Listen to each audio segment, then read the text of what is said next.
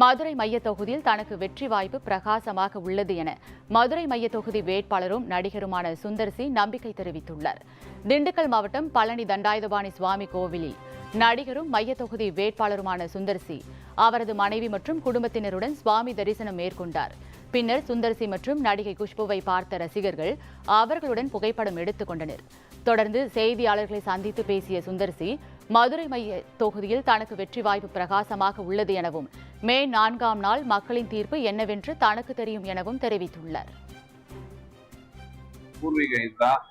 அதனால முருகன் பள்ளி முருகன் வந்து என்னோட ஒரு குலதெய்வம் மட்டும் இல்ல, என்னோட ஒரு ஃபேவரட்டான தெய்வம் கூட. அதனால நான் இப்போ பள்ளிக்கு ரெகுலரா வரேன்.